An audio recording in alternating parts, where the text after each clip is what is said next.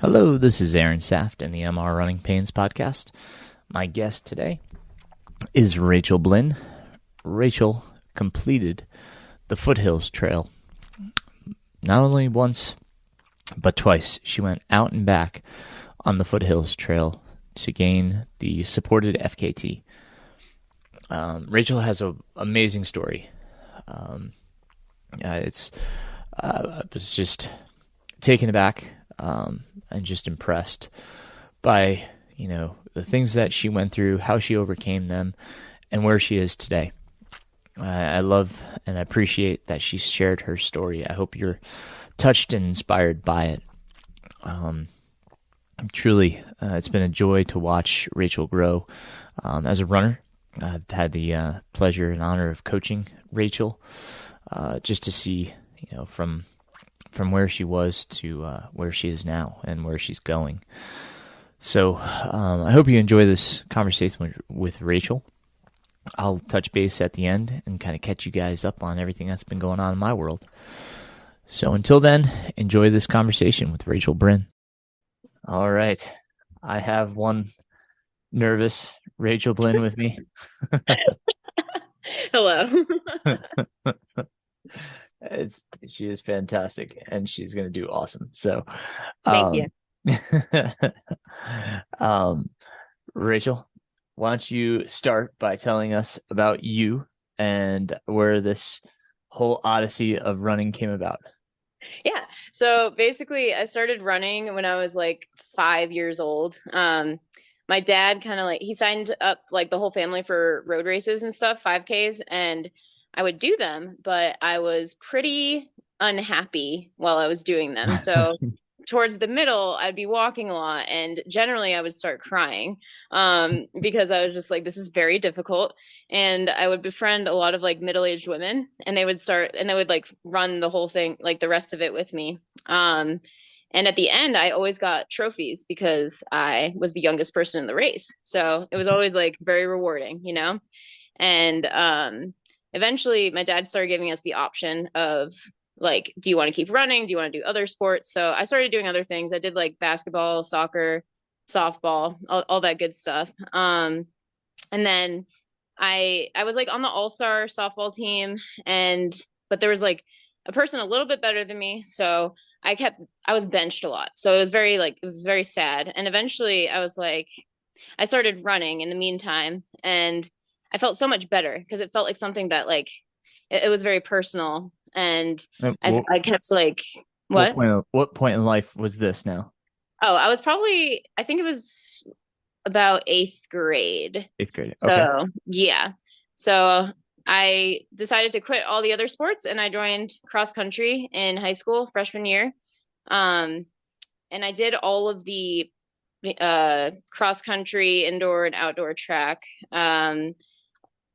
But I was also struggling with a lot of mental health issues. When I was like 9, I developed an eating disorder. So, which is very normal nowadays for people growing up, but it was pretty bad. I had like really severe anorexia that turned into like bulimia. So my senior year of high school, I was doing cross country, but I was suffering so much, like in terms of bulimia. So I would like go home from school early, and I would binge and purge, and then I'd go to practice, and I'd just be so like unhappy and miserable. And eventually I ended up, I was very I communicated with my coach a lot about what was happening, and there was only so much he could do, And we ended up making, we won our state meet, and then we were going to go to state opens. But I finally like got signed into like an outpatient for eating disorders. So I ended up missing state opens. And I missed school for like a month and a half, 2 months for this treatment, which didn't really help at all. And I feel like, and they made me stop exercising. They made me stop running. So it was like, I feel like it was in that moment that I really I lost myself in terms of who I was as a person, because they took running away from me, and that was like a huge part of my life, even though maybe I was using it unhealthily at the time. So I stopped doing track. I didn't do indoor track, outdoor track. I was just like kind of my own entity of unhappiness after that. And then I went to college and I ran here and there, but I got kind of got into drinking and yeah, and stuff like that. And I had a lot of more mental health stuff going on, like very suicidal stuff and just, yeah, not good. So I ended up dropping out after a year and I went back home and it's kind of a long story, but I got into drugs and I wasn't running at all. No running whatsoever. I met this guy at a psych ward after we tried, like we both tried committing suicide. So we met and we fell in love and I didn't know he was doing heroin at the time. And eventually I moved in with him after I got like kicked out of my house for drinking and stuff like that. And we started doing heroin together. Not immediately. It wasn't an immediate thing. It was kind of a progression. And we did heroin and meth for multiple years. And then I wasn't running, of course. And it was a lot. It was a very, very, very dark time in my life. And then I got arrested a few times. And the only reason I got clean was because I had like a court date that I had missed and there was like a warrant out for my arrest, all these kinds of things. So I went to rehab. I ended up breaking up with that guy. He ended up overdosing and then like I moved to Asheville and I felt so much better, but I also felt like something was missing. And that thing that was missing was running, so after I got healthier and healthier, like I was smoking cigarettes, I was eating junk food, like, but at least I wasn't using drugs. I started going out for like 15-minute runs and I felt so good just running. And it felt like I was complete just for a little while, so I kept going further and further. I had this whole controversy in my head about like, I am a hypocrite because I was smoking like a pack a day and then also going for a run. So I'd like wake up in the morning, smoke a cigarette, go for a run, and I'd just be like, I can't be doing both right now, So as I like ran 3, 4, 5 miles, I was very proud of myself. And I went home to Connecticut one day, and my parents, I didn't feel like smoking around them. And my dad said, why don't you quit smoking and sign up for a race and use that as motivation? So I did. And the race was actually on January 1st, which is also my birthday. So yeah, it was a 10-mile race. It was like the resolution run in Asheville. And I quit smoking and trained for that. And the miles that was the first time I got injured too. I got a hamstring injury, but the miles kept going up. And I was like, you know what? I really like this. Like, I feel good. I feel so much better about myself, about life. Like, I feel more optimistic. And just like being able to push myself beyond my boundaries. Like every time I hit higher mileage, it was just like, it just felt like such an achievement, So shortly thereafter, I mean, if you want to hear about how I got into ultra running, because that's like kind of a whole different beast from just regular running. When was the 10 miler, just so we have a timeline? I think it was 2020. Okay. Yeah, it was 2020. So just before COVID. Yeah. Okay. So yeah, I did that. And then I was injured for a little while and I was worried that I was gonna like start smoking again, but I didn't. So that was like some good willpower right there. I think it was towards the middle of 2020. Oh yeah, because I didn't have a car or anything. Because I was living in a halfway house when I moved to Asheville. So I got a car and I saw this dentist and he told me about trail running. I already know what trail running is, but he was like, there's so many trails out here, like you've got to try it. And I was like, okay, maybe I'll partake, so the first time I went trail running here, it was at the Folk Art Center. That's where I like discovered my love for just being out in the woods. And I remember I got lost too. I don't know how you get lost out there, but I had no idea, like follow the blazes, all that kind of stuff.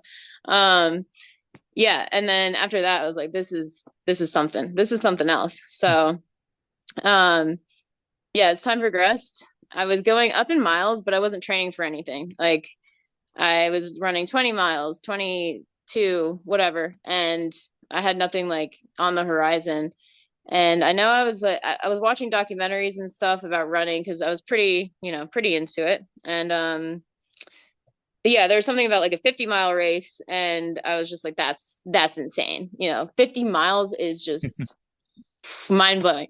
Um, and then as time went on, I was like, you know what? Like, even though it sounds insane, like maybe I can do it. And I went on ultra sign up, and considered I considered a few races, but they just it didn't feel like possible. It didn't feel like a possibility. So the first run I did that was like considered a longer distance was actually Gap to Grove in Black Mountain. Do you know about that one? Mm-hmm. Yeah, Yeah. but you can tell everybody about it. Yeah. So it's I felt like it was very doable because it wasn't a set distance and it was so fun. So it's like it's in Black Mountain, and you had from anytime from June to the end of December of I think it was 2020 when I did it. You could run it as many times as you wanted, how like yeah, whenever you wanted. And you have 12 hours it's like orienteering.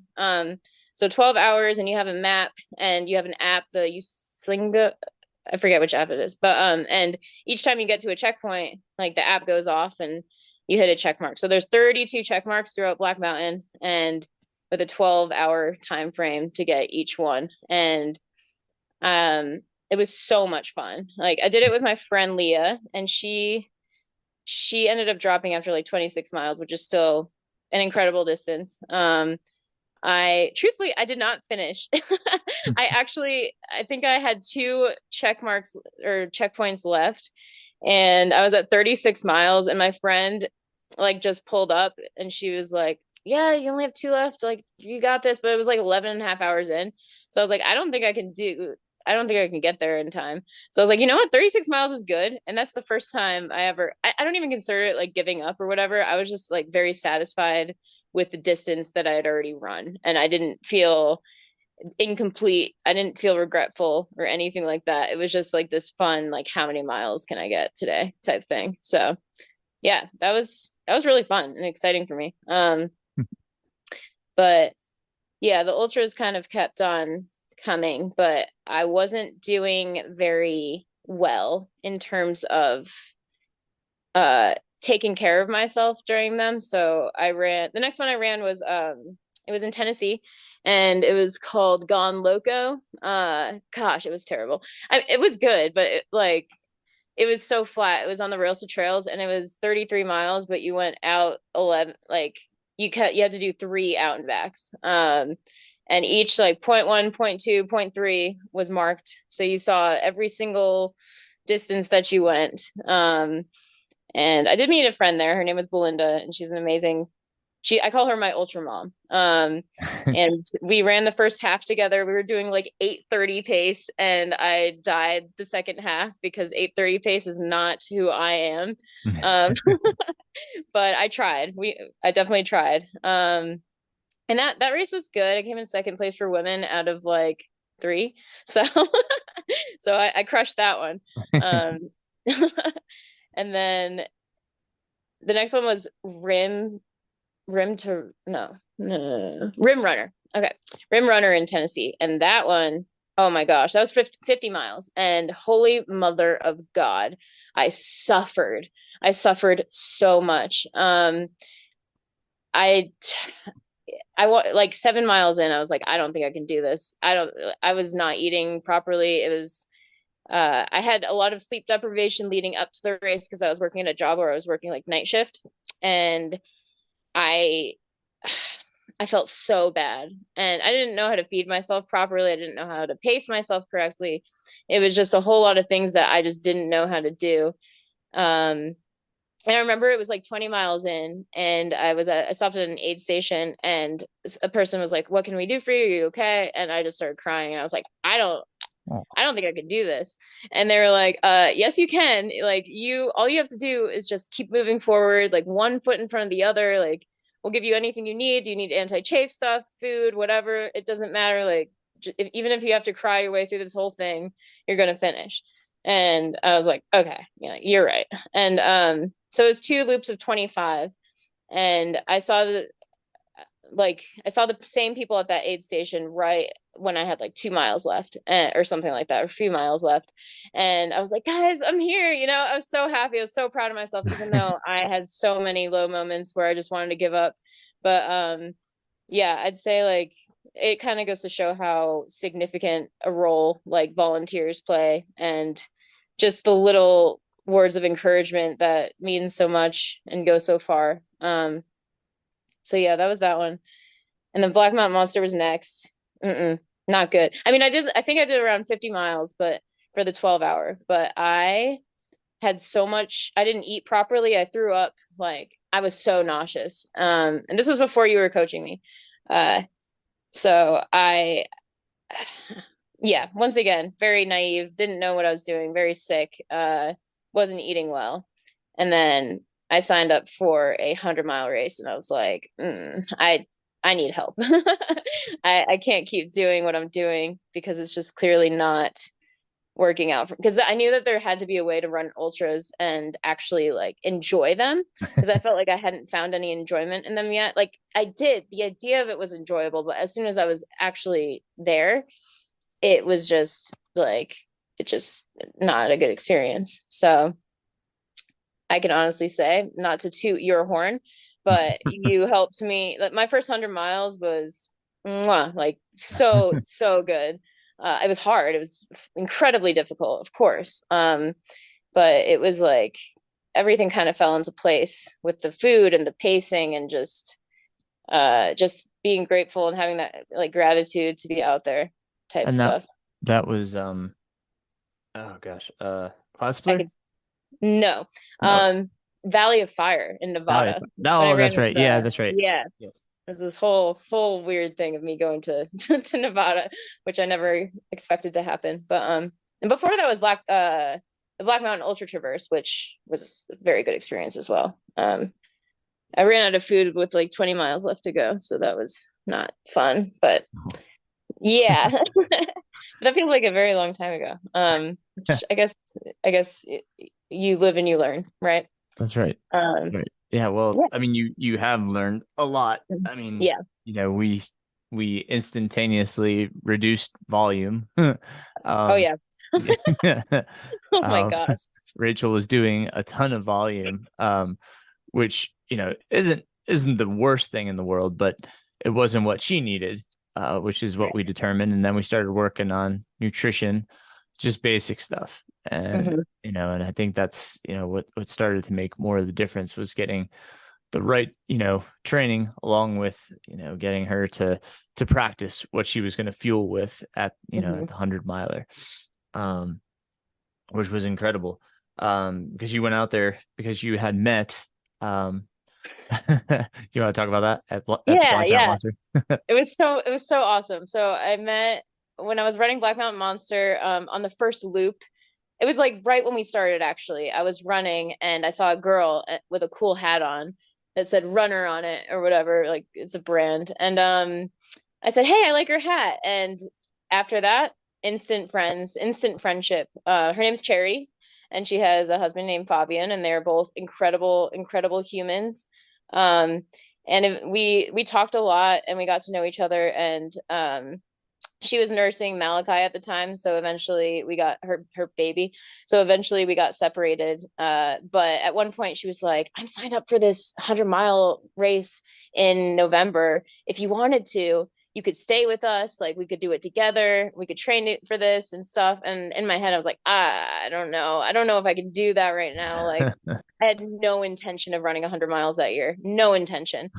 But then as soon as the seed was planted, and I molded over for approximately 2 days, um, and then I found myself on Ultra signing up for it, and we kind of were able to, actually, we both had you as a coach at the time, That's right. and we were able to just kind of experience that race together, even though she finished a few hours ahead of me.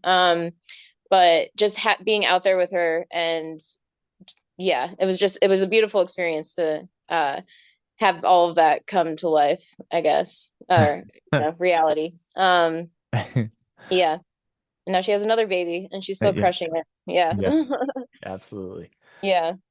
And then you finished that one, and it wasn't too far after that that you started looking for the next, what was the next challenge going to be? Yeah. And you found Cruel Jewel, Yeah. which was it was a surprise, like, Hmm. I mean, you had tackled the Black Mountain Traverse, but it was going from the Valley of Fire Yeah. to Cruel Jewel. It was it was definite a definite jump, which surprised me. But well, I'll say we were both optimistic, based on what you had already done, and how positive you are. It really truly is incredible how positive you are, and and how you can keep the mindset of, like you said earlier, just kind of keep moving forward, even Hmm. when it does get dark. You've had these experiences, which, thank you for sharing all of that, by Hmm. the way. Like, you've Of had course. you've really been through a ton of trauma, that's, I mean, most of us have never had to deal with. So you've seen a lot of the other side of it, where it's really bad. And I have to imagine, if you can touch on that for a while, like being uncomfortable in an ultra, I can't imagine really compares much to some of the other things that you've experienced. Yeah. That's that's the main thing right there is I feel as though having the addiction stuff and being through recovery, like when I was going through it, it was like the amount of like, I was very, very depressed, and the amount of days where I just like wanted to die, and it just kept getting worse and worse and worse, like I don't know, you know who Sylvia Plath is? Hmm. I idolized her, and she's a poet who eventually committed suicide. Like those were the types of people that I idolized.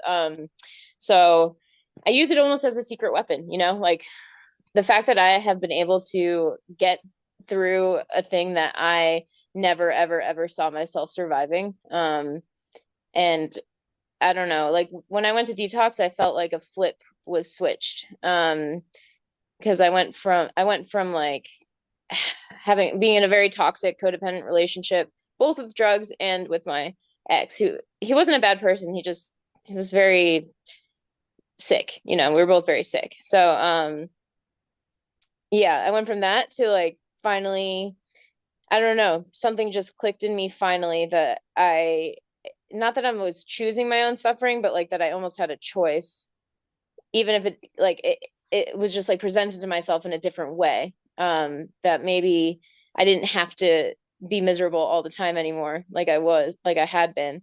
Because like I got to a point where when I was doing meth, I thought I had parasites like living in my hairs, like every single hair in my body. And so I spent like hours and hours. I didn't have any hair anywhere because I thought that they were like living inside me. So like it's just like low moments like that. It's like the fact that I don't have to feel that anymore, and I can use that like positive energy that was once put into all these like awful things and like self-destruction, and do something that makes me feel alive, because like nothing makes me feel more alive than just being out in the woods for any amount of time. Really, it doesn't have to be hours and hours, but I do prefer it that way. So yeah, Yeah, it's a no, secret weapon for sure. I'm glad you found that joy. Yeah. It seems like you've tried to also create more positivity just in your daily professional life as well. Yes. Uh, Yes. do you want to complete the story with what you do, and how that kind of relates to everything? Yeah. I struggled a long time to find a job that made me feel like truly fulfilled. And a little less than a year ago, I was sitting back and I was like, what can I do? You know, what do I have experience in? And I eventually applied and got a job at this place called Foothills at Red Oak Recovery. Um, it's a rehab for adolescent boys. They're ages 14 to 17. And it's the best job I've ever worked at in my whole entire life. I work Thursdays to Thursdays. So I work like a week straight, and a total like work week is about 128 hours because we're just on the floor always. But I love them so much, and it's like there have been a few races like Cloud Splitter, for example, which I'm sure we'll touch on briefly, but I was in so many dark moments, and one of my shift supervisors would send me like messages from the boys, like cheering me on and telling me how good of a job I was doing, and just they're probably the one, like I care about them so much, even though they're not actually my kids, but I feel like I call them my kids and I refer to them as, as my children. And I really would do anything for them because like I know that they're all in places right now that are different from maybe where I was at when I went to rehab and treatment, because they're still teenage boys who might just be dabbling in things and having issues with their parents and stuff like that. But just being able to be there for them in any way that I can, I know means a lot. Because when I was at rehab, and the people like me, like I'm called a recovery guide. So the people who are just there for you when you need a listening ear and just stuff like that, those are the ones that truly, truly help, and the ones that you like always remember. So I'm extremely lucky to be able to do this job and to be able to just like wake up in the morning and feel and be able to go for a run at like 4, 5, or 6 before I go on the floor. Like it's yeah, I'm just really, really grateful for Red Oak in general. Because one, like I'm not just saying that it's the best job I've ever worked at. It truly is. It makes me feel so fulfilled. So yeah. And we all need that in our life, and I'm sure it kind of helps fill some of that void that you needed. Yeah. I mean, running does a lot. It does for all of us. We all Mm-hmm. understand that, but to have that, it's amazing. Your dad, you mentioned your dad a few times. And I've noted a few times where he's been in town and he's like, I went for a run with my dad. So Yeah. he's still running, Yeah. which is cool. Has he done an ultra? He is not. So he runs every day. He's one of the most optimistic and like wholesome people I've ever met my whole life. And I'm signed up for a race in New Hampshire this August called Jigger Johnson. It's in the White Mountains, and my parents are going to be coming out, and he is so excited because he's going to pace me. He wants to pace me for 30 miles. So, and he's never done that before. So he's like, yeah, like my friend's lending me his poles and I'm going to have to get a hydration vest and I'm practicing hills and like, yeah. So the most he's done is a marathon. But I believe in him. I mean, it's a lot of just power hiking. So, Yeah. yeah, Oh, no ultras for him, but he is a very, very, very like he loves running, and that's yeah. probably where I That's got it from. awesome. So, So this will be his first experience in one of your yeah, ultras? Yeah. Oh, yeah, that's fantastic. him and my mom. So, RIP. It's gonna No. be a lot, but Yeah, it'll be yeah. fun. It's it's interesting. I don't know how many folks have had their parents at an ultra. My mom, I was trying to think back. I think Bigfoot was the first time my mom has ever been around an ultra.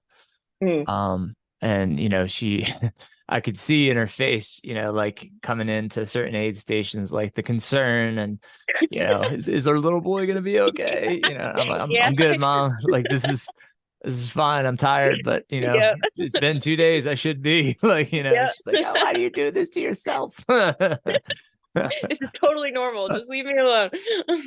She was good. She was trying to help. She had the kids, but no, it's Yeah. it's cool having them around, especially Mhm. seeing it. So I hope you enjoy that experience, and I hope your dad does too. That's Yeah, fantastic, and it's so cool that he's going to pace you too. That's I very know. cool. I know. It's gonna be fun. I'm excited. That's wonderful. Yeah. Um, so you had mentioned Cloud Splitter, so Hmm. and that was after the Valley of Fire, correct? Um, okay, so I actually did Black Canyons in February of last year. And then I did Cruel Jewel, and then Cloud Splitter was Oh my goodness. after that. Yeah. Okay. Yeah. Yeah. I, All the I things. Yeah, geez, I'm trying to keep the timeline right, and I'm totally screwing it up. So sorry, Rachel. Okay, there's so Um, many things.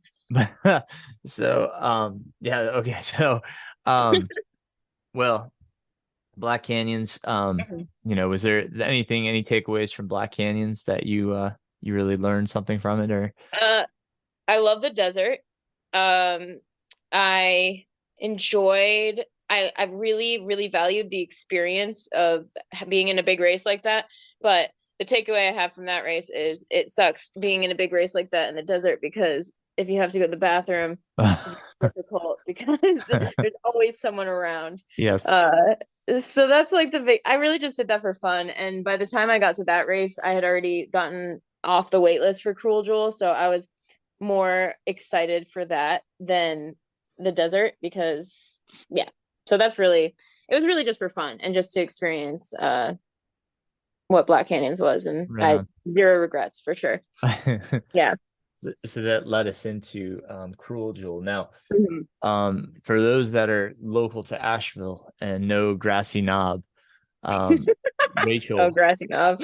I can't imagine anybody has the local legend on Strava, but Yeah. Rachel, Hmm. um, you definitely have those laurels, I hope, because Yeah. the amount of repeats that she has done on Grassy Knob, and for those that don't know Grassy Knob, it is just this peak that is, I don't know, it feels relentless. It's steep. Hmm. It's not very long, but you get it. What's the stats on that one? Do you even know? It's Um, maybe a mile, maybe I from shut yeah, in. I think it's like 1,000 feet for about I think it's like a mile, Right. something Yeah. like that, for one Right. side. And then there's this backside that apparently I'm not supposed to go on. I've been informed. But Yes. that's like the steepest. It's like 30% grade. So I haven't been going on that anymore ever since I was told. But and then the other side from Sleepy Gap to the top is about 300 feet or maybe 400, and that's only like maybe half a mile or something like that. But Right. yeah, you just keep on going up and Yeah. down, you know? Yeah. Yeah. Yeah. So it's right off the mountains to Sea Trail. Um, Folks can see it on Strava. You can check out Rachel. She's seems to be on that like every other day. I'm trying to get back there ASAP. Usually, The if you go on my Strava, if you see me run the shut-in trail, I usually toss it in to get a little extra vertical gain Yeah, because it's stout. it's fun. Um, I yeah, love it. yeah. We have the Carolina Mountain Club to thank because they're the ones Mhm. that kind of put the summit sign up there, and I think Nice. tried to change part of it at least into an official trail. Hmm.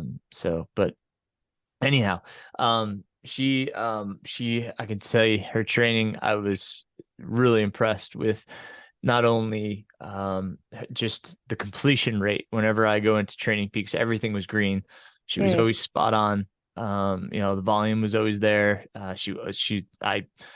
I put in vertical gain goals, but she crushed them and surpassed them by everything. I mean, I had no doubt, going into Cruel Jewel, she was as fit as I could get her. So how Yeah. did you feel going into Cruel Jewel? I felt really good. I totally agree with you. I don't think there was any more vert that I mean, I could have done more, but it probably wouldn't have been helpful. I felt very, very prepared, even though I was like pretty nervous. Not not ridiculously nervous, but I felt nervous, just because it's just this big, like, oh, it's such a hard race. It's 33,000 feet of climbing and descending and all that. But yeah, I felt very confident in my fitness. So that was definitely a huge thing for that race. And Cruel Jewel is it's just relentless up and down. Mhm. That's Yeah. and we talked about it. You have plenty of time. What's the cutoff on it? 48, is that right? 48 hours, yeah. Yeah, so you have 48 hours to do. I think it's 106 miles. Is that right? Supposed to be. My watch said 112, but not Okay. all watches are correct. Right, right. Yeah, and like 30, is it 36,000 feet of gain? How much is it? No. So it was 30. supposed to be 33, but my watch said like 27, Okay, which okay. And it's actually whatever. changing this year too. I heard It is. yeah, the start area is going to be at Camp Morganton. Yeah, Yeah, and they won't go into Vogel, right? right. Because of the like The new, yeah. expenses and stuff like Yeah, that. if folks hadn't heard about this, Georgia has now increased their fees for state park usage in events. I think it Yeah. increased like 15% or something. Mm-hmm. It A was lot. yeah, it was significant enough that races have kind of been deterred from using state parks. So if you see a lot of course changes in Georgia, that's the reason. But anyhow, Mm-hmm. Rachel, I remember, checking in on her. I was texting her. I usually text and check just that I did during foothills. How's it going? How you doing? And yeah, I get a chipper response, still moving, still doing Still all right. going. Yeah, yeah, still going. So, but I think this was, am I right? This is the first one you used polls for? Mm-hmm. Yeah, this Well, was the no, first the Black Mountain Ultra Traverse, I did use traverse. poles for Yeah, that you one. did use Yeah, it. Okay, I right was very poly, on. As cold as worthy. as it should be, as it should be. Right, right. Yeah. So and a successful finish at Cruel Hmm. Jewel, which kudos to you. Um, and so, we're building here towards the foothills trails, but what were some of the takeaways from Cruel Jewel? Um, Start off slower. Don't eh, like that was a big thing in that the beginning of that race was it was kind of down. It wasn't downhill per se, but for a few miles it was kind of flattish, and I feel like and it was a 12 p.m. start, which for me is pretty late in the day Yeah, sure. because I'm a very early morning person. So it just kind of like trying to handle that a little bit better in terms of just my pacing and all that.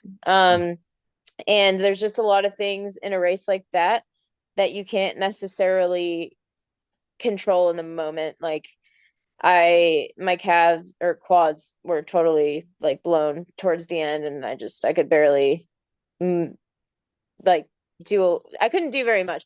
And my shoe, my left foot, for like 6 or 7 hours, it was in so much pain because my crew people who were amazing, but they accidentally laced my shoe or like cinched it a little too tight. Mm. So I think it cut off circulation or something. So I just had a swollen foot. So there's just like little tiny things that you just can't control, and that's okay. And little things that you can control. But I think that for that race, I did everything that I could have done on that day. So yeah, it was a really gratifying experience because it was very, very hard, and I knew that I was never going to give up. But there were moments. I titled the run "Descending into the Seventh Circle of Hell" because that's how it felt a lot of the time. But yeah, it was hard. So now I know I can do very, very hard things. That's what I got from that race. Right on.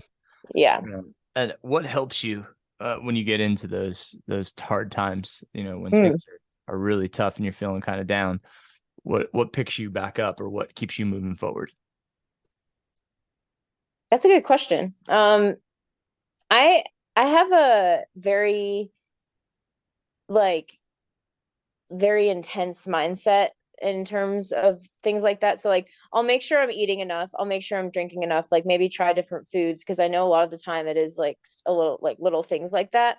Mhm. Um Lately if the kid like my shift supervisor or something from Foothills send me recordings of the kids, like those will bring genuine smiles to my face, a smile to my face. But other than that, I don't like to stop. Like at aid stations, I do stop for like maybe a minute, but like I keep going because I know that it's what I have to do and it's what I want to do and I want to finish and I want to succeed and accomplish this big thing. And like eventually sometimes I'll put in music, sometimes I'll put in an audiobook, or if I'm with the pacer or something, just the moods are always up and down, especially towards the end. So it's just like keep going, and sometimes maybe something will make you laugh, maybe something will make you smile, or maybe you have to cry it out, who knows, but just kind of like letting things flow if they need to flow. Yeah. So there's no miracle like, oh, this is what you need to do to help me feel better, because it's always changing. Yeah.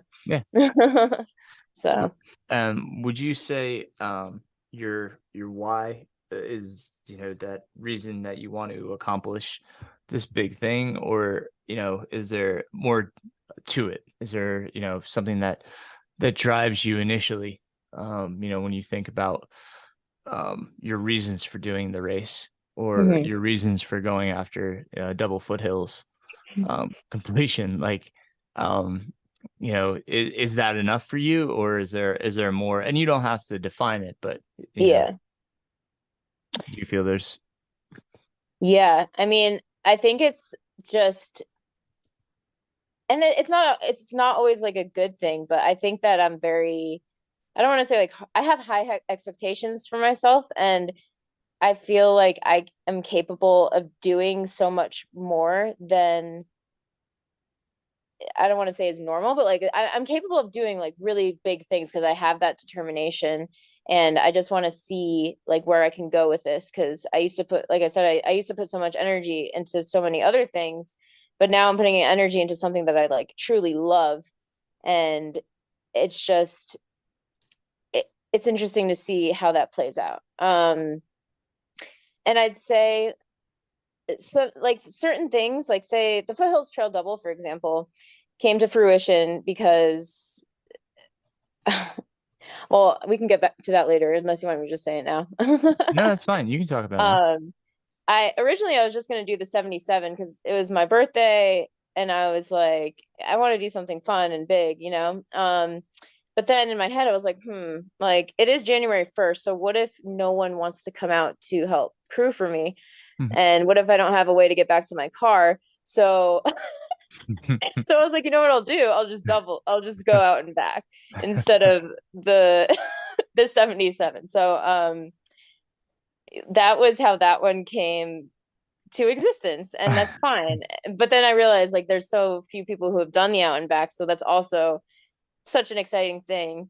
And also that those are big miles, and normally longer races cost so much money, and this is essentially free other than paying for, nutrition and all that kind of stuff. So it's like little reasons, and then you start seeing like you make these big goals for these like silly reasons, and then they become these like extremely exciting things to work towards. So Right. Yeah. yeah. Right on. Now, and in thinking about doing this double, or the out and Hmm. back of foothills, recognizing that not many people had done it. Yeah. Did you feel like the FKT was something that was ascertainable? Hmm. Yeah. I did. I because I calculated like the pace I had to go at, and I know myself in terms of um resting and sleeping. I knew it was going to be like a fine balancing act, but I knew if I did the balancing act correctly, which I have faith in my abilities, that it would be super attainable. And there was no moment where I feared that I wasn't going to make it, like in terms of the time or really the whole thing. So yeah, So yeah, you looked at, was the old FKT, we're like totally jumping ahead, but yeah. It's the fine. old FKT, when you were when were you able to look and kind of see some, like, was it on Strava or anything like that, that you could actually see it and get some benchmarks or anything like that?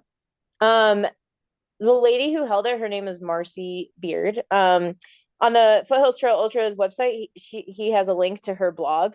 Mm. So I saw some of the splits and stuff, but I read her the art, like her blog Mhm. post, which was extremely long and extremely interesting. And I got a lot of good insight into the run, or from that. So that was really helpful. I didn't I read it multiple times, and not always all at once, but it really like excited me because I could see how much joy that she had in running the trail, and she posts a lot of pictures of it and stuff. So um yeah, that's I didn't really use her data. I just kind of went by, okay, she ran it in 69 hours. I just need to get it in 68, and we'll go from there. So yeah. Did you reach out to her at all? I did not. I probably could have, but I didn't. So don't always do all the things I should do. Yeah. That's okay. Yeah, So you did this, as you were mentioning, you were looking for support, so you did this supported? I did. Yeah. My intention originally, I don't think I ever told you this, but because I follow this dude on Instagram and he ran the 160 miles only drinking Tailwind the whole time. And I was like, if it comes to that, I guess I can do that. I hate Tailwind. Like I'll drink it, but I don't really like it. But I was like, if that's the easiest thing, like I guess I can do that too. Um, but I started talking. I reach out. I don't like to ask people for help. So oftentimes I'll like make a post on Instagram, like a story or something, or I'll like mention it to my friends. But that's usually how I am able to get a crew, and it's my like people who I love and who want to help me, and like I owe them a lot. So I had like Jordan, a few people who are locals around here, Philip Trummer, Jordan Burnett, Lauren Catalano, and Craig Peterson. They all came out and absolutely like I could do it without them, but I feel like I couldn't do it without them, in terms of like how it means so much having that support. And you don't realize like how important it can be. Yeah. So Yeah. they're That's incredible for coming out there for that uh, amount of time. yes, yeah. Well, I mean, I wish I could have come out.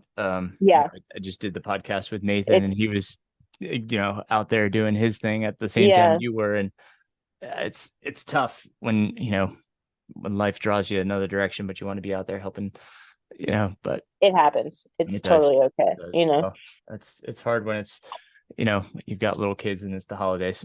Yeah, absolutely. Luckily, I'm childless except for all the kids at Foothills. So, Right. yeah. Um, so going into this adventure, Mhm. um, what was how are you framing this? Like what were you thinking in your head? What was like, um, you know, let's talk about some of I mean, obviously the goal was 68 hours, right? But Mhm. like what other things did you want to get out of this? What were you looking to hopefully check off when you finish this?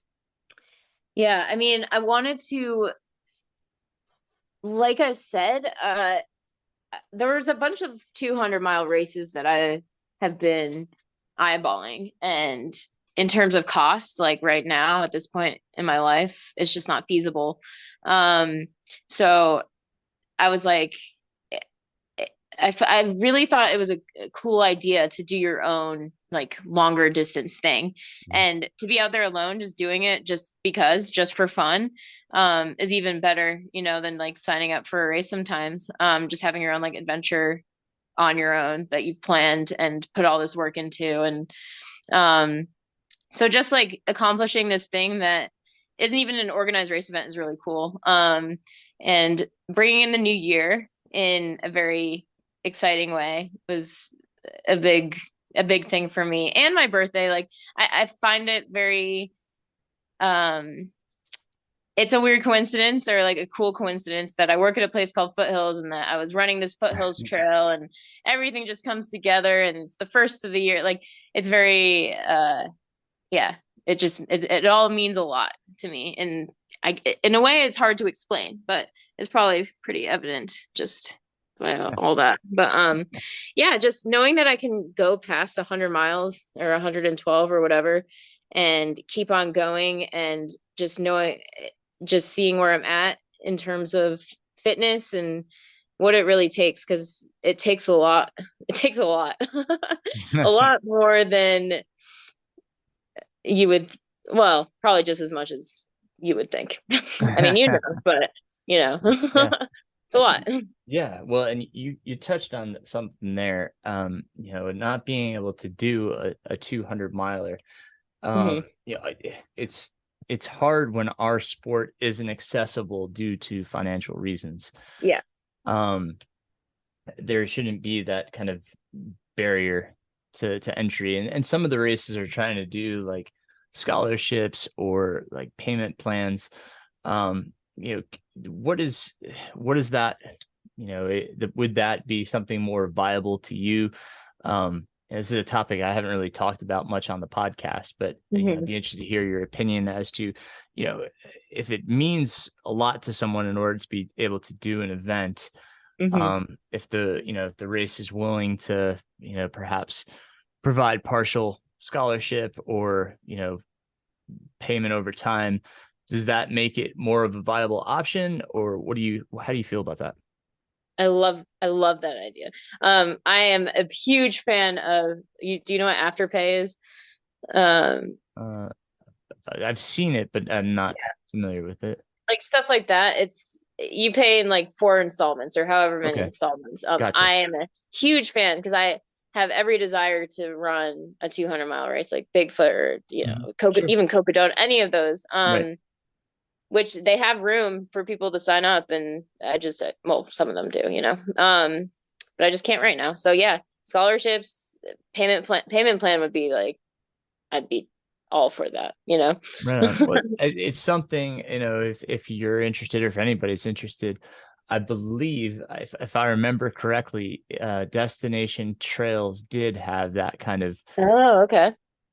payment plan. I think there was like, you pay so much up front and then you pay in certain time periods, Nice. so I, just something that folks can look into or, reach out to the RDs about, okay. because it is a huge financial commitment, and that's not the only financial commitment, obviously, when you're traveling, especially, Hmm. because then you're talking about travel expenses and lodging and renting cars and all this stuff, plus your crew. So it really is, something you really have to budget for. Oh, for um sure. so yeah, but getting back to foothills, sorry to take us off on a side Oh, tangent. it's okay. um so leading in, did you have like a crew plan? Did you, Mm. have folks and know where they're going to be and what, where, and how, and all that good stuff? Yeah, I did. I did. My friend Jordan she was like the head crew person, Mhm. and she was the only one that was out there the entire time, as well as pacing me for a few sections. But I had a general outline of my goal pace, which was 26 minutes a mile, which we'll get back to that, but that didn't happen the whole time, that's for sure. Um, and then I had like where I would be at each access point that I was going to have crew access at, and how many calories I would need, and that was my plan, which is very much, it's like not a lot. And then Jordan, though, she is the one who kind of organized, like we ended up camping at Table Rock in her camper, which is perfect. And she is the one who figured out like which car would be where, what gear would be in which car, like how this person would get back to their car. And like I have so much gratitude for her because I'm not as much of a planner as like the endurance person. Like I can go for days, but the little details aren't really my forte. So yeah, she helped me a lot with those plans. Like we literally met, I think it was like a week before the run, because it was like the day before I went back to my to foot the job I work at. And that's like when we really went over everything. Like and we had one meeting and that was it. And yeah, like I don't like to overcomplicate things. Um, but everything happened pretty perfectly. Not perfectly, but like, Sure. everything was good, organized. Yeah, Good. thanks to Jordan. Yeah, that's not how my brain works, but I'll talk about the actual, the running of the foothills. Mhm. How did it go? Did it go smoothly? Yeah, What were some of the challenges? Talk about that for me. yeah, for sure. So we started at 3 a.m. And, well, I started, and the only reason I really remember the first, what was it? I think 15 miles, 14, is because of like the videos I took and the pictures I took, because like it felt like so long ago. But yeah, I felt real good in the beginning. Of course, I took it as easy and slow as possible. When I got to the Laurel Valley access point, which was where Jordan and Philip were meeting me because they were about to run the Laurel Valley section with me, which is the hardest, longest. It's 32 miles with no like no access points or anything like that. I had told them I would get there at 9:30 according to my 26 minutes a mile pace, and they knew that that was like not going to happen. So they were like, all right, we're going to be there at 8 o'clock. Even if you do get there at 9:30, like we'll make sure we're early. I ended up getting there at about 7:40, which is, there's no service there or anything like that. So I was slightly anxious, but luckily I only had to wait around for like 2 or 3 minutes, and her truck came up and she's like, I cannot believe how early you are. Like, this is not good. And I was like, I'm sorry. Like, I knew this was gonna happen. But so they were rushed. I felt fine. I didn't feel rushed, but they were a little bit stressed out. So they ended up not having enough food and all that for the section we were on, which I felt bad because I was fine. I had enough of everything. I offered them some things. And yeah, so they were like a little bit calorie deprived by the time we got back. I was a little bit too, because I didn't eat a big meal before the 32-mile section, which I really should have. But that section was good. I mean, it was daylight, it was beautiful, perfect weather. We got to at least see everything, which was really nice. Lots of bridges, lots of stairs, of course, in true foothills fashion. And yeah, so we finished that section at it was nighttime, so I don't know what time it was, maybe 6 or 7 p.m. And then Craig Peterson was waiting at the Whitewater Valley or Whitewater Falls access point, and he had birthday music going, and which is nice. And we ate a bunch of food, and then Craig and I went out, and I was starting to get into some funks for sure. Not as chatty, maybe. I had a nice phone call from my shift supervisor, and I got to talk to the kids at Foothills for a little while. Or it's confusing. Foothills, all the things are called Foothills, but the rehab. And they like cheered me on. They were like, oh, like pretend that you have all the energy of us, like all 10 of us, and just keep on going and blah blah blah. And yeah, so that was nice. And do you think Eventually, the funks were brought about just from calorie lows or fatigue, sleepiness, combination?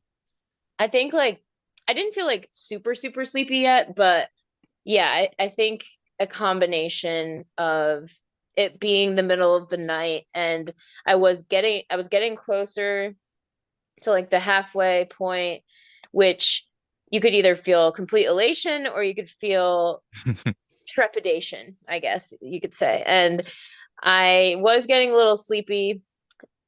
I think it was just a bunch of things like calories, and that just it's all the mind, the brain saying like, okay, you're not even close to done, Rachel. Like, so yeah, we got to. I was texting Jordan saying like, hey, when I get to the halfway point, I'm gonna try to sleep. I need this to eat, like, because I had a little bit of service. Did that weigh on your mind at all? You mentioned the distance, like were you thinking about how much was left to go? Was that something in your brain? Oh yeah. Yeah. It was.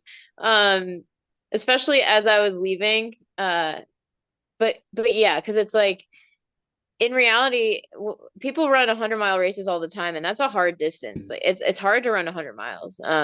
And when you're at mile 77, and normally if you're running a 100-mile race, like you're pretty close, you're getting there. But it wasn't a 100-mile race, it was 155. And I had moments towards the end where I was like, why am I doing this? Like, I don't understand.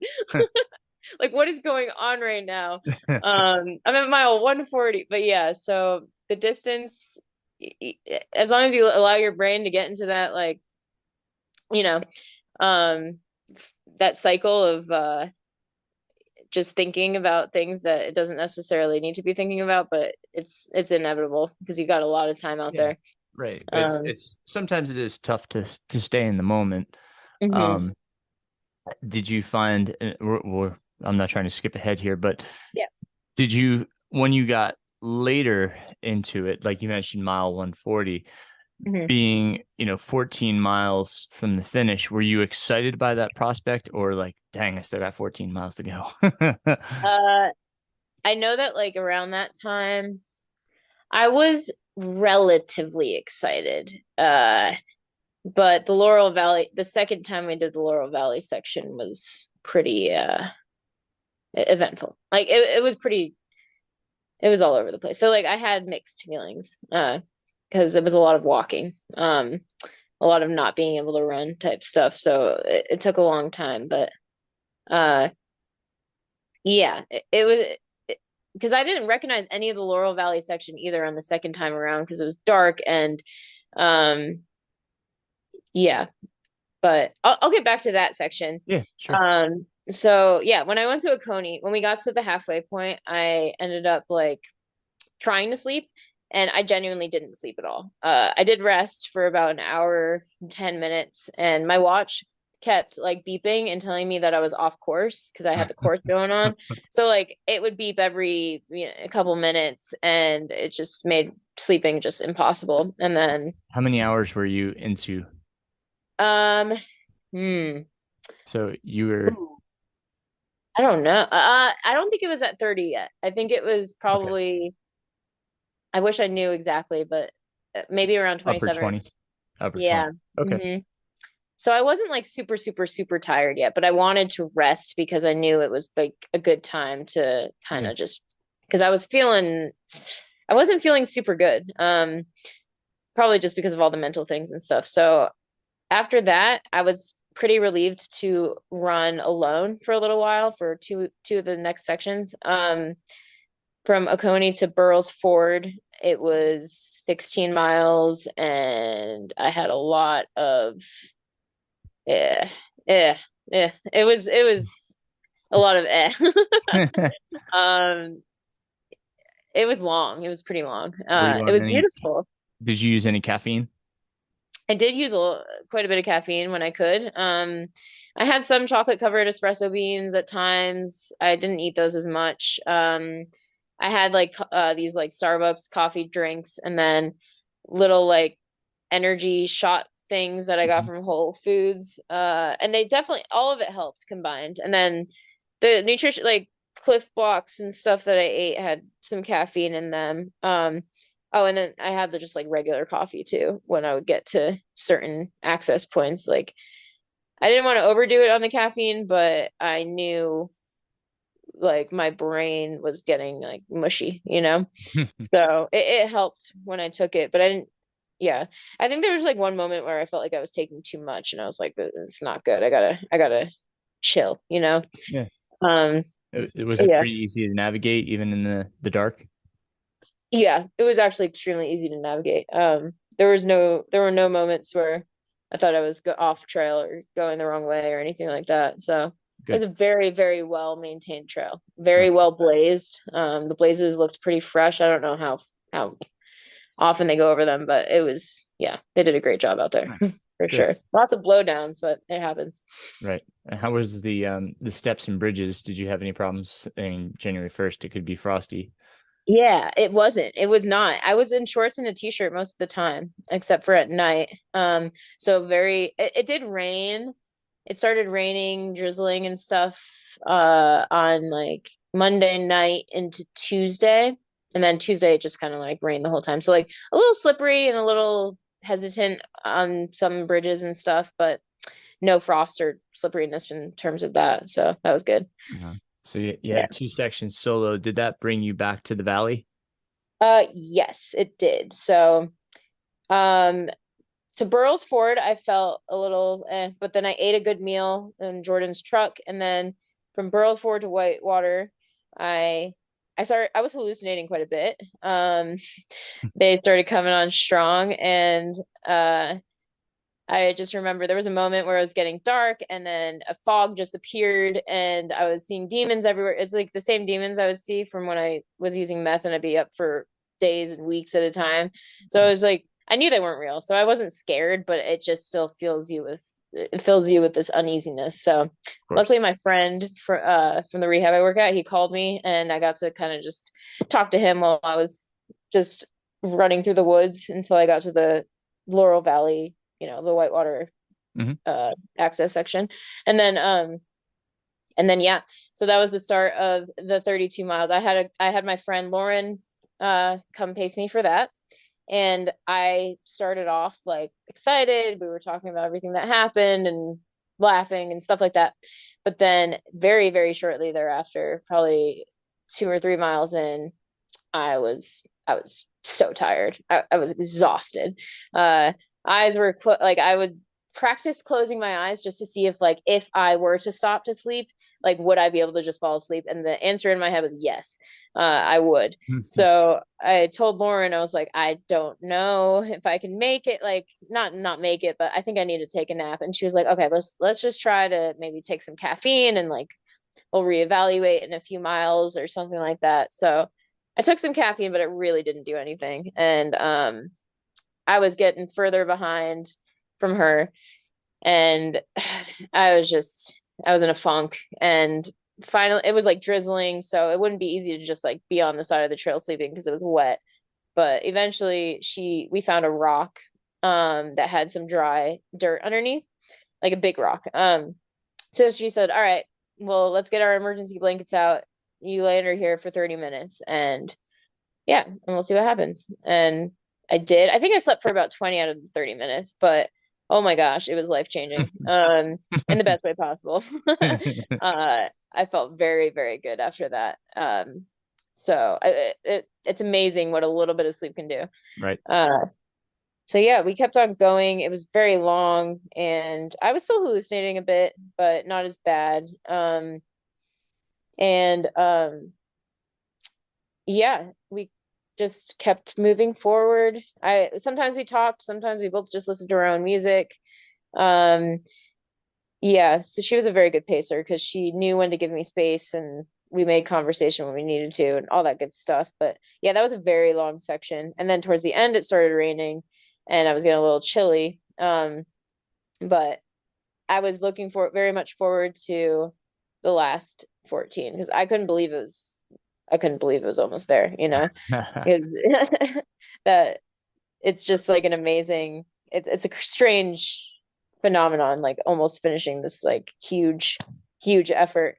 So in retrospect, when I got to like the Laurel Valley parking lot where Jordan was, I should have taken a nap, I think. I could have and I should have, but I was like excited because I was almost done.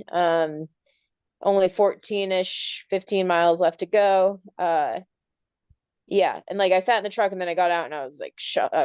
My legs were just shot. But yeah, we started moving forward and it was raining, raining, raining, and Jordan was an amazing pacer and my eyes were so heavy and she would start talking to me when she knew that I was getting to a pretty dark place because I was just so tired and I was hallucinating so bad. Like the fog, there was a lot of fog and I would see literal like apparitions coming out of the fog, like ghosts, It was pretty interesting actually. When I would get bored, I would start just focusing on the hallucinations. Not bored, but like, in need of entertainment, because it was slow going. So that was good. Yeah, and then we kept going. It was okay. And she would run sometimes and I would try to run, which I really liked because I would make like kind of push me to try to run a little bit and go after her. So it was just a very good pacing experience. And then it started thundering and then like sideways rain and we heard trees cracking when there was like 2 miles left to go and it was bad and I was hallucinating like crazy and Jordan was like, Rachel, I know you're in a lot of pain right now, but like we need to go. So I ran as much as I could and the last like 3 miles are actually not that simple going down like to the Table Rock entrance. It's pretty it's not like technical, but there's like water crossings and rocks and all that kind of stuff. So it wasn't as easy as one would hope, and it would have been really beautiful if it was daylight and not like torrential downpouring. But the end, it was anticlimactic because I was so cold and it was raining. And she took a picture of me by the sign, and then we immediately went into her car. Luckily, the camper was like 2 minutes away, so we drove to the camper. I got in the shower, and I was done. And I went to bed. I tried staying up, but I stayed up for like 15 minutes and then I passed out. And what was your final time? 63 hours and I think it was like 13 minutes, something like that. So So, you yeah. crushed it. You Mm, crushed it. thank you. Yeah. That's fantastic. Thank you. On a side note here, and we'll talk about recovery and how that's been. But what is on Rachel's playlist? I'm interested to hear. I listen to some very strange music. Um, like I make a playlist for each run. This one had I don't let anyone listen to my music because it's very Rachel. There's this artist called Banshee, and she's like, it's like angry, like girl music, and the genre is like aggressive fairy music. And then I listen to like Law Dispute, and gosh, it's just like a bunch of different things.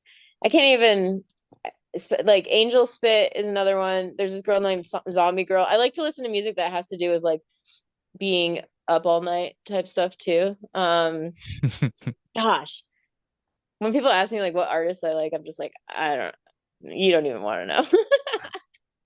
Well, But I I could knew it would share a be. playlist or something if people are really interested. But Yeah, yeah, well, I knew it was going to be, things that, weird. not weird, but not, that I probably hadn't heard of. Yeah. Oh yeah. You probably have no idea who a single person I just said was, which I is don't. totally fine. There's probably others that do, but yeah, Yeah. I'm an old fuddy duddy, so. Yeah. Yeah. It's a very specific taste. No, So that's awesome. That's great. yeah. So you got some sleep. That's Mm. fantastic. Mhm. And this was quite the endeavor. So when you were arrested and could reflect a bit on Mhm. it, what were some of the things that you were like, this went really well? What were some things that you could give some? This went really well. This Yeah. I probably could have done better here, just so people could take some takeaways from the event. Yeah. I think like in terms of what went well, I was looking back and I was like, did I go out too fast in the beginning? Because there were times when I was like 10 hours ahead of schedule, um, which is an astronomical amount. But I think that I was talking with Jordan about this and I was like, I don't think if I had gone any slower, I don't think it would have gone well because I think that you never know what's going to happen in the second half. Like I still could have something could have happened. Like I could have blown up or I don't know. So I think my pacing, despite the fact that my goal pace was 26 minutes a mile, like that's just I don't think that was feasible. I think my pacing was good. Like I did well in terms of not going out too fast and just like feeling comfortable and enjoying the run as much as I possibly could. Nutrition, there were times where I think I could have like before the first Laurel Valley section, I could have done a much better job at like doing a calorie dump type thing there. But food is something I am very disciplined with nowadays, especially with stuff like this because it's just so important to eat enough and to eat the right things and I'm still working on eating the right things, I think. And exploring different like I do mostly Cliff Blocks for like gels, quote unquote. Mhm. But I mean because there's just like I don't like Spring Energy personally. I like the Awesome Sauce one, but that's it. And because they're sticky and they just get all sticky in your like vests and stuff and I'm just like I don't want to deal with all that. And Clip Blocks are 2 servings per package, so there's nothing wrong with that. But like yeah, just working on different nutrition things too, just in terms of like what will make the body feel more like nourished, I guess, is something Yeah. that I'm kind of focusing on I doing always better look for with. that consistent, Hmm. kind of energy ride. Like Yeah. I don't want spikes, I don't want valleys. I want to just kind of maintain that happy medium. Yeah. And I think that's what we often try to strive for. It's the hardest thing to find, Hmm. is how to hit that, but And what may work one time doesn't work the next. So it's Exactly. constant, experiment. And, But yep. and Tweaking and stuff. so you talked a little bit about probably should have taken another nap, but in retrospect, do you think that would have, it wouldn't have held you up too much. You still would have been well ahead Yeah. of the record. Yeah. Would you have done anything differently with your sleep pattern? Um, Other than like potentially at that time taking another nap, like I think it could have maybe made the last leg a bit more comfortable. But at the same time, for sleep, like I don't think I could have slept any more than I did. Mm-hmm. Uh, I think that for me, but maybe I should have. Like it's like I don't know. Because I know it's hard for me to rest during these things, but it's also very important.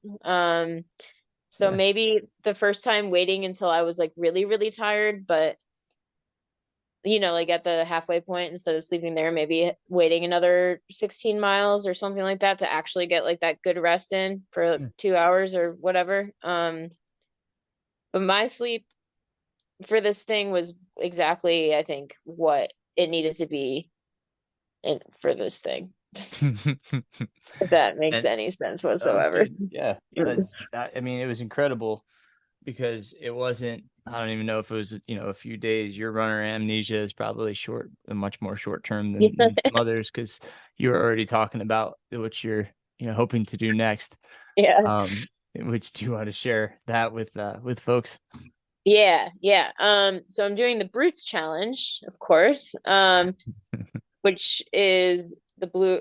Do you remember what it stands for? Blue Blue Ridge. Ridge Ultra Trail Endurance Challenge. Yes, yes, exactly that. So yeah, the next one I'm doing is the Georgia Loop, but I'm going to do it twice because on the FKT website, the double is an option there, but it's like no one has done it before. And so in my head, I'm like, why not? Why not do it twice? And then I was talking to someone the other day, and we were talking about doing things, doubling things up, and in my head, and something in my head clicked, and I was like, hold on a second. Maybe I should just do the Brutes challenge, but I should do everything double. Double Brood. Because why not, right? Like it could be fun. So that's the intention right now. And also another part of my thinking for that is because you never know, it's a lot of different runs and it's hard to always get people to come out there. So it's like it's always more feasible to know that you have a way to get back to your car, you know? Well, So thankfully, the Georgia Loop, if you do one loop, you're back at your yes, car. And exactly. Exactly. So yeah, that one is obviously but, just at me the wanting same to do it time, twice. then it's the temptation. You may Yeah. have to lose your keys. Yes, exactly.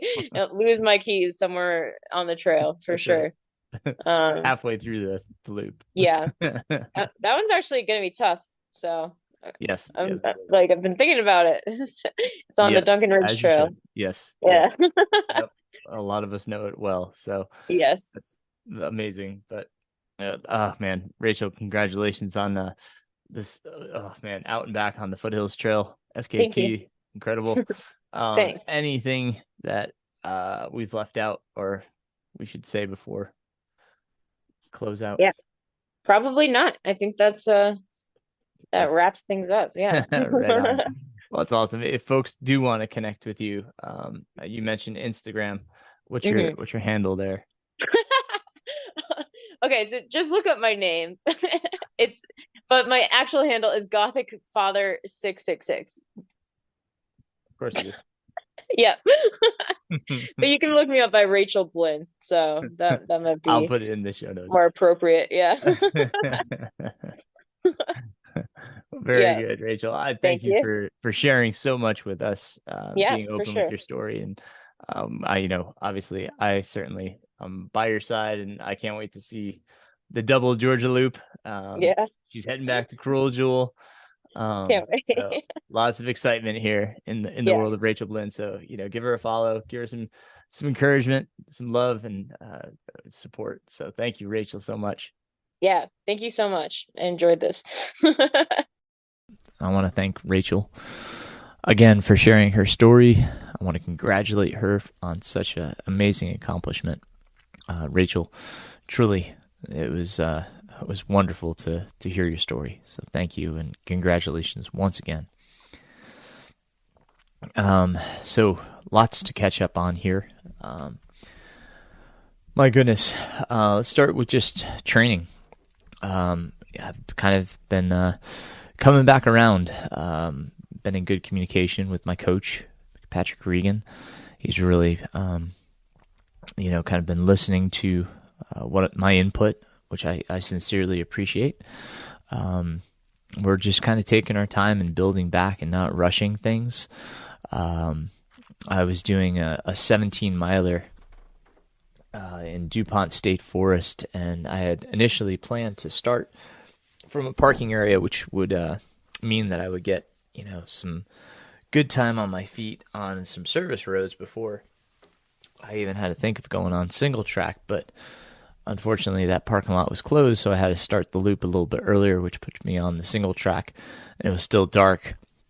I had my headlamp, but I did not have my waist lamp, which definitely gives me better depth perception, and I guess I just didn't have enough light, and I twisted my ankle again. And I was wearing my Ultra Olympus, so a higher stack shoe, so it hurt, but thankfully it didn't hurt as bad as the last time I had rolled my ankle. So I finished the run, got all 17 miles. Unfortunately, I sprained it in the first mile, so it made the rest of the run a little difficult. But, as I sit here and record this on the 24th, this episode should release on the 26th. I ran on single track today, on the single track where I originally had really hurt the ankle, a few months back. And actually, I felt pretty good, pretty nimble, like my ankle's coming back under me, like the strength is coming back. So, I was really pleased by that. I have not been on much single track, truth be told. I've just kind of been keeping to roads and dirt roads just to kind of make sure the ankle's okay. And actually, it's been kind of nice because I can kind of feel my fitness coming back a lot quicker. The other thing that I've been doing, which I've never really done in the past, is I've really been slowing down my recovery runs to, kind of high zone 1, low zone 2 heart rate. Sure, I've been heart rate in the zone 2 for recovery runs, but really, really just kind of embracing going easy. That for me is it can be anywhere around 11 minutes to 12-minute miles, which that's I mean, for me that's obviously super easy to be in zone 1, but that's really made the difference. I'm recovering so much better. I feel so much better. I had a great run today, like I was talking about. Not only did my ankle felt good, but I felt good overall. So really been embracing this kind of going easier. We've been reintroducing some strides. I had a little bit of threshold work last week. We did some up down. So if you check on Strava last Friday, I did 10 minutes up, short rest, 10 minutes down, short rest. I think it was like 2 minutes and 30 seconds. And then the workout, as Patrick put it in, was 2 by 5 minutes uphill. It should have been 5 minute uphill, 5 minute downhill with 2 minutes rest. But so I figured that's what it was. So I just played it safe. I did the 2 minutes, the 2 times 5 minutes uphill, and then I did 5 minutes downhill. So I incorporated an extra 5 minutes uphill, but it was a good workout, all said and done. And then I chased that with a long run on Sunday. I just went out Yellow Gap Road. From my house, went 9 miles out, 9 miles back, got in a solid 18 miles. And, it was under, kind of the wrong conditions. I hadn't really slept much. We had a track meet on Saturday. It was an all-day meet in Winston-Salem that we had to drive to on the bus. So I got up super early, like 3:30 a.m. I was out the door about 4 a.m., got my run in, was at the track meet all day, and then we got back after 11. So try to get some sleep Saturday night, but I ate poorly on Saturday, and obviously didn't get much sleep. So I didn't expect much out of the run. It didn't feel great, I'll be honest. But it wasn't like I was slogging, but I just didn't have much pep in my step. But definitely got it done. Felt good doing so. So happy to get that done. I also ran in the new Innovate Terrafly Ultra G 280s. Man, it's always a mouthful with these Innovate shoes anymore. But it's the first shoe that they've used nitrogen in their midsole. The first time Innovate has used it. New Balance, if you remember, they used the nitrogen infused in a number of their midsoles. But Innovate has now introduced nitrogen-infused midsoles with their graphene, which is an interesting combination. It feels really good underfoot. That's what I did my long run in, and I've really, really enjoyed it. So pretty cool shoe. I'll be reviewing it more in my newsletter that's coming out February 1st, so you can check out the full review in the newsletter. If you haven't subscribed to the newsletter, hop on over to my website. Links are in the show notes, and you can subscribe for free. It's a monthly publication. I try to put out as much as I can, information, reviews, tips, training tips, all sorts of stuff in there. So, but you can check that out there. So yeah, really enjoyed that Innovate shoe. Very, very happy with it thus far. And then aside from that, yeah, I mean, just kind of rebuilding, getting the volume back up. I got like 70 something miles in. My treadmill broke. I couldn't believe it broke. I just got this thing last summer, and the incline's already not working. So I have to get that. It's the parts are coming, and service will come and repair it, but just have to be patient. So in the meantime, Patrick has me doing some weighted vest hiking. So I've been using my 20-pound vest and doing 2 miles. I go from my house up the hill and back, and paces have been coming down. I walked up the hill today, and I was right around 14-minute mile with walking. So really pleased with that. It's really progressing. So my hiking speed is really coming back and increasing. So pretty cool stuff. So it's kind of where I'm at, what I wanted to update you with training. Again, newsletter coming out, so subscribe there if you haven't joined me. And if you're interested in follow along on my training, asking questions, join me on Strava, follow me along on Strava. I'm not the biggest social media person. I've had a few people ask me to kind of do some updates on social media and such. It's just not my bag. I don't like posting about myself. You'll notice on Instagram, I usually just take a picture and post it. No comments, no captions, nothing. I just love the beauty of the picture and just want to post it. Yeah, I mean, Facebook, it's just, I don't know. It's just not my scene. I like talking about things here on the podcast because I get a lot of questions, generate some questions from folks. And, I guess I could do the same for Facebook and Instagram. It's not really in my nature to do it. So, but anyhow, I'll try to do a better job at that because I have had a lot of people ask me about following my journey here to the Grand Slam, which I can't wait for. I will be running the Rim Runner 50-mile race on April 1st. I'm going to check out the course in a few weekends here, just to do a little preview of the loop. So pretty excited about all that. Coaching is just exploded. As I said previously, I'm really booked up right now. So as of right now, I really can't take on any more clients. But if you're interested in talking about summer or fall and want to reserve your spot, hopefully some spots will open up by that time. As people will kind of finish up their goal races and such. A lot of people like to take some breaks. So, just let me know. Let me know if you want to talk about coaching at a future time. But like I said, at this time, I am just covered up, which I am super grateful for. Other than that, I want to thank, as always, my Patreon supporters. I'm about to record a private Patreon episode. I had one of the Patreon members ask a question. So I've been trying to do about every other week a private episode for the Patreon supporters. So if you're interested in supporting, my work here that I do between the podcast, YouTube, and the newsletter, I sincerely appreciate that. It really helps me cover costs. So thank you. And thank you to my Patreon supporters. There's a link in the show notes. You can also just make a one-time donation to Venmo. I can put the Venmo link in the show notes. So you can make a one-time donation. If Patreon's not your thing, you don't want a monthly subscription, if you just want a one-time donation, feel free to donate on Venmo. I sincerely appreciate all the help and support. It's a wonderful community. I'm so glad to be a part of it, and I continue to try to make relevant episodes and things and people that we can learn from.